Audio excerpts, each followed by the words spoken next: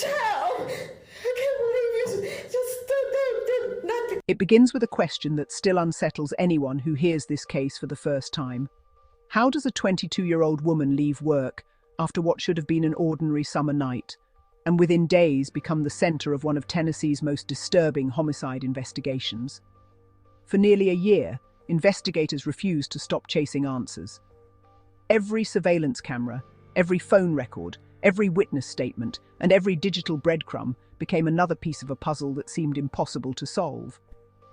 Then, just when many believed the trail had gone cold, detectives made a series of arrests that revealed a story far darker than anyone had imagined. But even today, some questions remain unanswered. Before we begin, if you enjoy carefully researched true crime and forensic investigations that separate evidence from rumor, subscribe to the channel and turn on notifications so you never miss our next case. And as you watch, let us know in the comments. Do you think modern digital evidence solves more crimes than eyewitness testimony, or has technology created entirely new mysteries? We'd love to hear your thoughts. Now, let's examine the evidence. In the summer of 2022, 22-year-old Mya Fuller was living in Murfreesboro, Tennessee. To those closest to her, she was known as someone who stayed in touch with family and maintained regular contact with the people who cared about her. Nothing about the days leading up to her disappearance suggested that her life was about to intersect with a violent crime that would eventually involve multiple law enforcement agencies and months of painstaking investigative work. July 29, 2022, was the last day her family reported seeing her. The following day, July 30th, Mya worked at a Nashville soccer club event held at Geodis Park. Thousands of people attended the event, making it one of countless busy summer evenings where workers, fans, vendors, and security personnel crossed paths without giving much thought to the night ahead. After finishing work, Mya headed to Island Vibes nightclub on Antioch Pike. On the surface, there was nothing unusual about that decision. Young adults visit clubs every weekend. They meet friends, make new acquaintances, and often stay out late before heading home. But investigators would later determine that somewhere during that evening, Mya encountered people who would become central figures in one of the state's most troubling homicide investigations. At first, no one knew exactly when things began to go wrong. Did she leave voluntarily? Did she expect to meet someone? Did she believe she was simply continuing the night with new acquaintances? Those questions would haunt investigators for months. When Mya stopped communicating with the people who expected to hear from her, concern quickly turned into alarm. Missing person cases always begin with uncertainty. Adults are legally free to travel, change plans, or disconnect from their phones. Because of that, investigators must initially balance two possibilities. Someone may simply be out of contact, or something far more serious may have happened. Every passing hour matters. The first challenge facing detectives was reconstructing Mya's final known movements. Where had she gone after leaving work? Who had she spoken to? Who had seen her last? Which vehicles had she entered? Which phones had connected with hers? Every answer seemed to generate two new questions. Then, just 1 week later, the investigation took a devastating turn. On August 6, 2022, a property owner discovered human remains in a wooded area near Trammell Lane in Wilson County. The discovery immediately transformed what had been a missing person investigation into something much more serious. Authorities soon confirmed the remains belonged to Mya Fuller. For her family, hope ended that day. For investigators, however, the real work was only beginning. Crime scene investigators approached the remote location with extreme care. Every footprint, every tire impression, every shell casing, every fiber, and every biological trace had the potential to identify whoever had left Mya there. Forensic investigations are unlike what television often portrays. Answers rarely appear overnight. Instead, specialists document hundreds of photographs before anything is moved. They map the scene, measure distances, preserve evidence, and ensure that every item collected can later withstand scrutiny in court.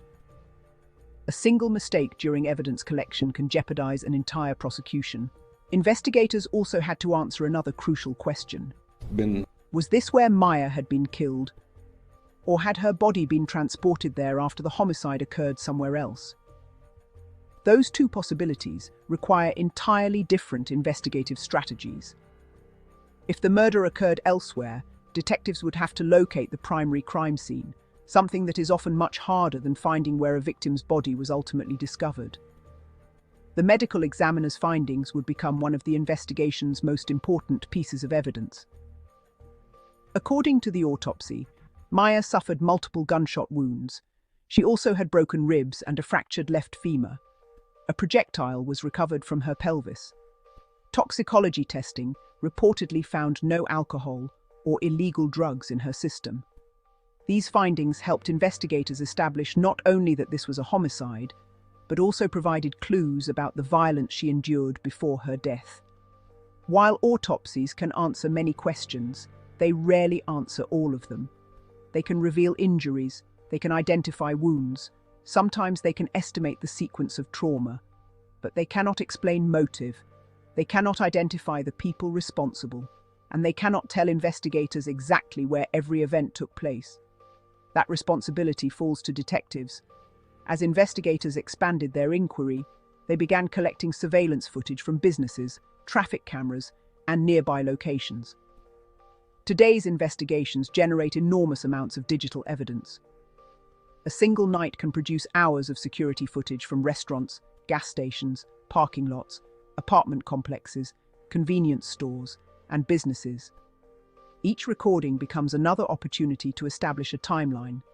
Detectives also examined phone records, electronic communications, and witness interviews. Instead of relying on one dramatic breakthrough, the case slowly advanced through dozens of small discoveries. One confirmed a location, another verified a conversation, another narrowed the timeline. Bit by bit, investigators began replacing assumptions with evidence. One of the more surprising discoveries was that Mya had apparently known some of the individuals who would later become suspects for only a very short period of time. Investigators later indicated that relationship may have lasted roughly 24 hours. That detail stunned many following the case.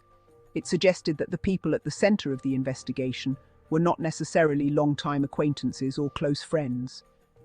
Instead, prosecutors would eventually allege that events unfolded rapidly after those initial encounters. Still, knowing who someone met is very different from proving a criminal case. Detectives needed evidence that could survive cross-examination before a jury. Months passed, then more months. Public attention began to fade. Many viewers assumed that if police have not made an arrest within weeks, the investigation has stalled. In reality, some homicide investigations deliberately move slowly. Investigators cannot simply arrest people based on suspicion. They must build a case capable of proving guilt beyond a reasonable doubt.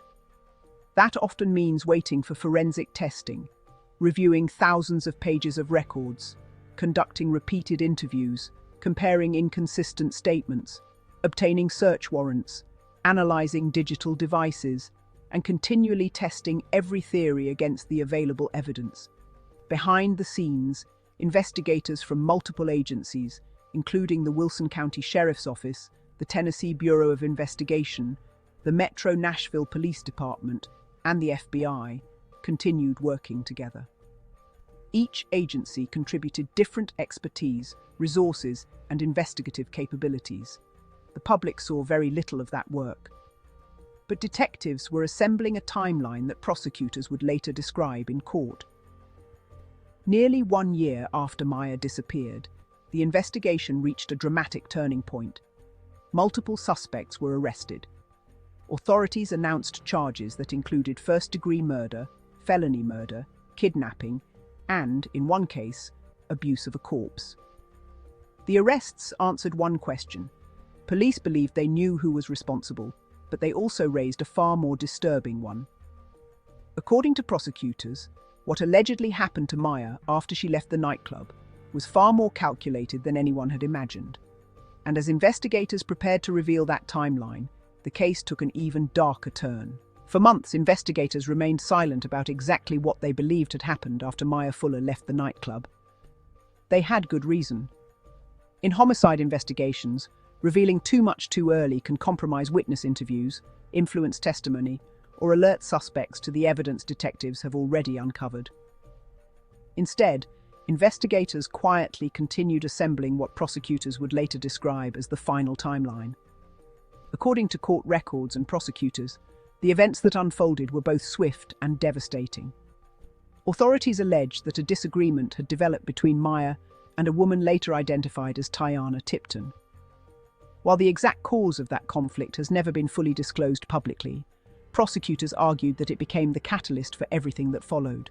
One of the most unsettling aspects of the investigation was the allegation that Mya did not simply find herself in the wrong place at the wrong time. Prosecutors claimed she had been deliberately lured to a gathering through someone she had recently met.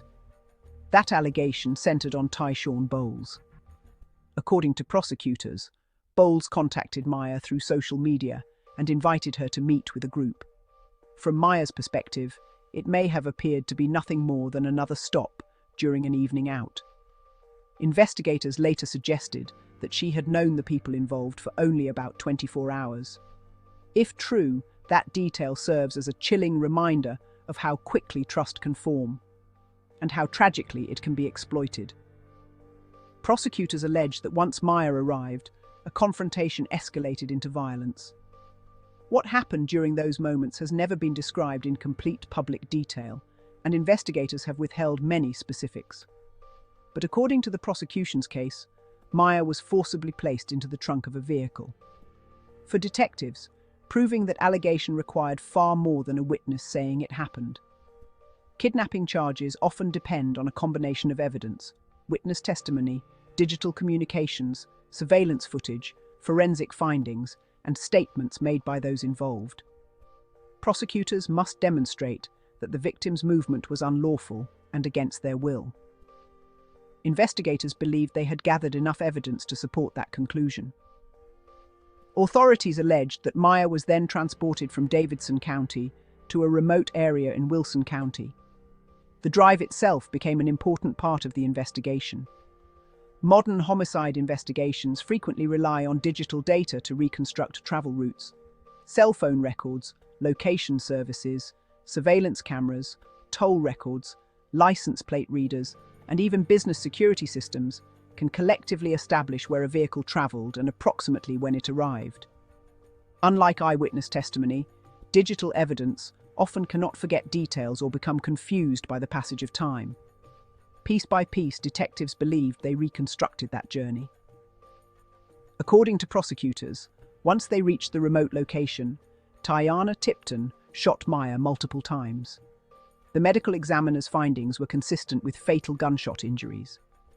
Investigators also documented additional traumatic injuries, including fractured ribs and a broken femur. While the public has never been given every detail explaining when each injury occurred, those findings reflected the severe violence involved in the crime. Afterward, prosecutors alleged that Mya's body was left in the wooded area, where it would remain undiscovered until a property owner came across it nearly a week later.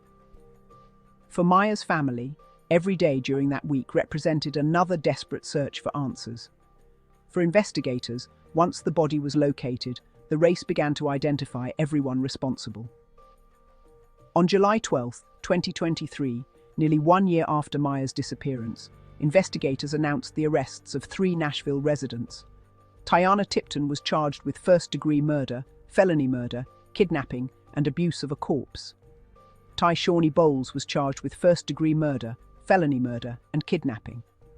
Lamyra Pipkins was charged with felony murder and kidnapping. The announcement marked the culmination of months of investigative work involving local, state, and federal law enforcement agencies. But arrests do not equal convictions. Every person charged with a crime is presumed innocent, unless proven guilty in court. Initially, all 3 defendants entered pleas of not guilty. As the case moved toward trial, prosecutors continued preparing what they believed was a compelling presentation of evidence.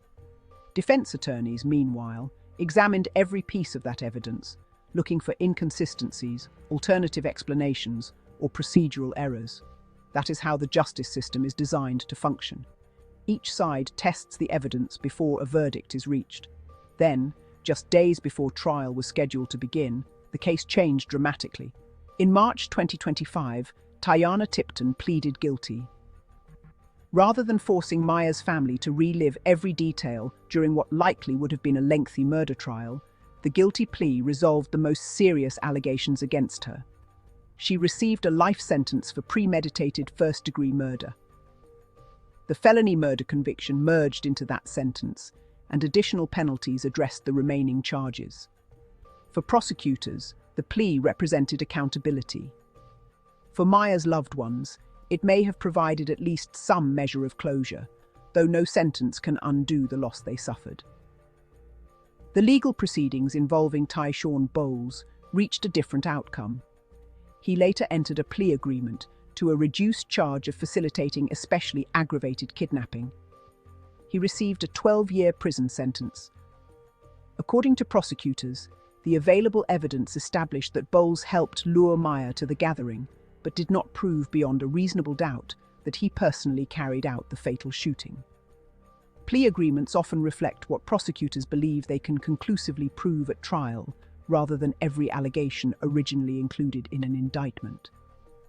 The case involving Lamira Pipkins remained unresolved in publicly available reporting for some time, illustrating another reality of criminal investigations.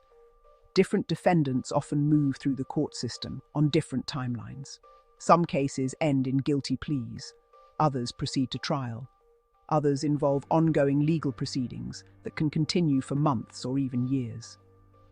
As investigators reflected on the case, one lesson became impossible to ignore. Without persistent investigative work, this crime might never have been solved. The arrests did not occur within days. They did not happen within weeks. They came nearly a full year after Mya disappeared. That delay was not necessarily evidence that the investigation had stalled. Instead, it reflected the painstaking process of building a homicide case capable of surviving courtroom scrutiny. Every surveillance recording had to be reviewed, every witness had to be interviewed, every digital record had to be examined, every forensic report had to be completed, every search warrant had to comply with legal standards. Only after investigators believed they had assembled a complete picture did they move forward with arrests. Cases like this also demonstrate how modern forensic investigations have evolved. While fingerprints and DNA remain invaluable, today's detectives frequently rely just as heavily on digital footprints. Phones reveal movements, messages establish relationships, surveillance cameras document timelines, location data can corroborate or contradict statements made during interviews. Each technological advance provides investigators with another opportunity to separate truth from deception. Yet even with those advances, some questions surrounding Mya Fuller's final hours remain unanswered publicly. Exactly what sparked the alleged conflict? What conversations occurred before violence erupted? Did everyone present fully understand what was about to happen? Those answers may never be completely known outside the individuals directly involved. For Mya's family, however, the central truth remains unchanged.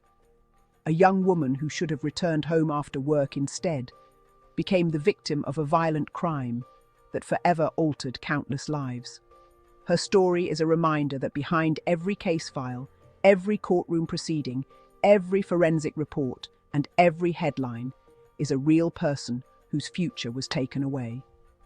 It is also a reminder that justice is often measured not by speed, but by persistence.